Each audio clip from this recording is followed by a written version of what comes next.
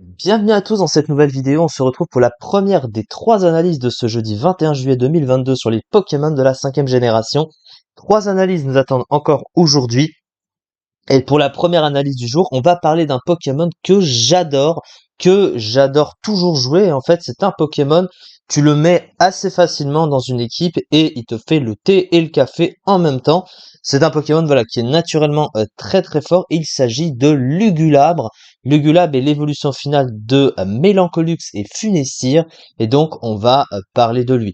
Alors pour commencer le type, alors son type est extrêmement fort, hein. Il a le type Spectre Feu. Alors Spectre Feu comporte des avantages et même de gros avantages autant défensivement et offensivement avec en contrepartie aussi des désavantages qu'on va citer, mais c'est un type qui est extrêmement intéressant. Alors déjà défensivement, on pourrait le croire très mauvais en apparence parce que les types Spectre et Feu ont des faiblesses extrêmement gênantes, hein. Comme on peut le voir ici, il y en a 5 avec des types qui sont toutes les faiblesses sont très gênantes en fait, hein. La faiblesse au piège de roc, déjà d'une, et 4 faiblesses ténèbres, spectre, sol et eau. Tous les types en faiblesse sont très gênants, mais à côté, il y a aussi pas moins de 6 résistances, une double résistance insecte en plus, et 2 immunités combat et normal.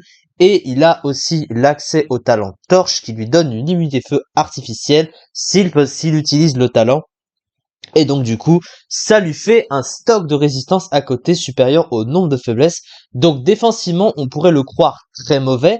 Avec ses faiblesses, il reste mauvais quand même. Enfin, disons qu'il est quand même très fragile, ce double type. Mais il a quand même beaucoup de résistance. Donc en fin de compte, c'est assez ambivalent. Au niveau offensif, par contre, Spectre et Feu, ça se combatte extrêmement bien ensemble.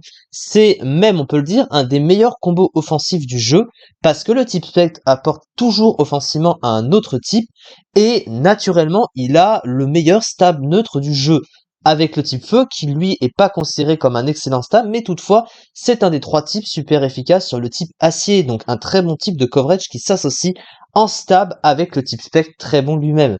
Donc du coup il n'y a pas beaucoup de Pokémon actuellement dans le jeu résistants au combo de stab et on en compte que 22 dans le jeu, 412 Pokémon sur lesquels il est super efficace, donc c'est vraiment très très fort.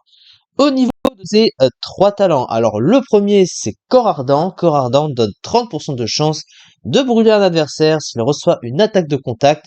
Alors c'est utile, mais le problème étant qu'il tank pas si bien les coups sur la durée, et pour ça on a besoin d'un Pokémon qui est capable de tanker pour utiliser à mieux ce talent et qu'il puisse se déclencher en temps voulu. Auquel cas, le Pokémon paraît très bulky en apparence, pas très bulky, hein, ça veut tout et rien dire, parce qu'il a de bonnes défenses, mais il a une base PV qui est faible, hein, et du coup, il peut se faire tuer assez vite. Donc c'est pas vraiment un Pokémon très tanky, hein, clairement.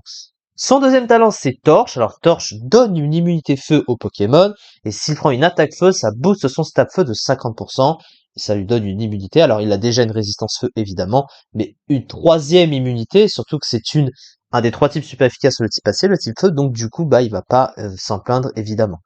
Et pour finir, il a Infiltration qui est complètement adapté à ce Pokémon. En gros, ça permet quand le Pokémon attaque d'ignorer les clones ainsi que toutes les protections mises par l'adversaire, que ce soit les écrans ou bien encore le voile aurore par exemple. C'est extrêmement pratique parce que vu la puissance offensive du Pokémon, si jamais l'adversaire essaye de se placer avec des murs, pour essayer de limiter les dégâts de l'adversaire, votre Pokémon, il s'en fout et il tape derrière et fait des dégâts immenses comme s'il n'y avait rien sur le terrain au niveau de ces protections-là. Donc avec un Pokémon offensif comme lui, c'est évidemment très adapté.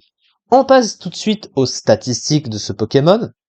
Et ce qu'on voit tout de suite, c'est la puissance. 145 en attaque spéciale, c'est une énorme attaque spéciale. Il a une puissance offensive énorme, ce Pokémon. Et c'est pour ça que comboter finalement à ce double type, c'est vraiment très très fort.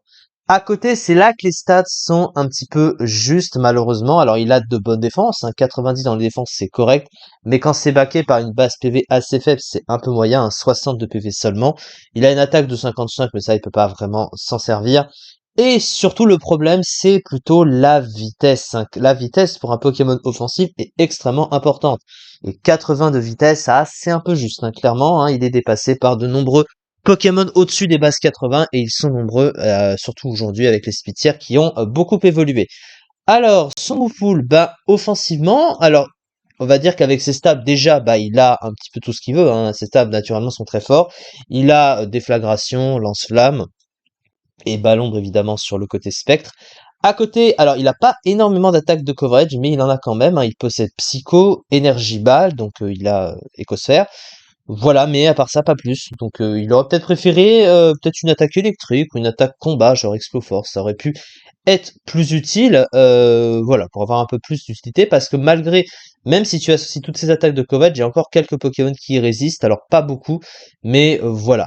À côté de ça, alors sur le plan du soutien, il a l'accès à Plénitude. Alors Plénitude lui permet de se booster son attaque spéciale et sa défense spéciale d'un cran, donc pour lui, hein, c'est évidemment adapté. Ah oui, il a Dark Pulse aussi, j'avais zappé. Donc voilà, il a un petit peu, il en a pas beaucoup, mais il a quelques trucs. À côté, son pool de soutien est pas extrêmement rempli, mais il a quelques trucs. Bon, il a Provoque notamment, hein. Pourquoi pas, voilà, c'est pas peut-être pas facile à utiliser, hein, parce que bon, il faut qu'il puisse tenir les coups sur le terrain pour pouvoir bloquer l'adversaire et taper derrière, et son manque de vitesse est peut-être un problème. Alors il a Feu Follet aussi, Tour Magique, voilà, quelques trucs, pas beaucoup, mais bah, le setup se suffit à lui-même, hein, voilà, il est très offensif ce Pokémon, donc c'est plutôt ça qu'on cherche. Alors, sa fiche stratégique maintenant. Une excellente attaque, ils ont fait une petite faute d'orthographe, et des défenses correctes pour un sweeper, des talents utiles, un double type très bon offensivement, de mauvais PV et un double type qui lui procure des faiblesses courantes, une vitesse un peu juste pour un sweeper, faible au piège de roc aussi, faut pas l'oublier, et Moufoul offensif limité, alors bon, ses stats se suffisent à eux-mêmes, donc Moufoul offensif limité, il a pas vraiment besoin qu'il soit très très rempli pour être naturellement très fort offensivement, hein, clairement avec ce type. Et du coup, alors au niveau des usages, alors il se classe rarely used le Pokémon, hein, parce que bah globalement c'est son manque de vitesse. S'il était plus rapide, son potentiel offensif aurait été beaucoup plus exploitable. Et il trône à la 33e place finalement, hein, du rarely used, hein, il n'est pas plus haut dans le tiers, hein, 6,4%. Pour prendre des Pokémon offensifs comme ça, c'est assez rare, mais il a des Pokémon qui sont plus rapides, qui peuvent le tanker et le passer. Voilà, on a Milobellus, Nidoqueen, etc., etc. Il y a aussi Libégon avec l'investissement, etc. Enfin, je crois qu'il est plus rapide, hein, que ce Pokémon. Donc, vous voyez, il y a tout ça à prendre en compte. Enfin, globalement, voilà, hein, mais ça reste un Pokémon qui est très très fort, mais il lui manque quelques petits trucs, surtout au niveau des stats, pour être vraiment plus adapté que ça. En tout cas, c'est ça pour cette vidéo, et on se retrouve du coup pour les deux analyses qui nous manquent à faire pour aujourd'hui. Merci beaucoup de m'avoir suivi, et à très vite pour une prochaine vidéo.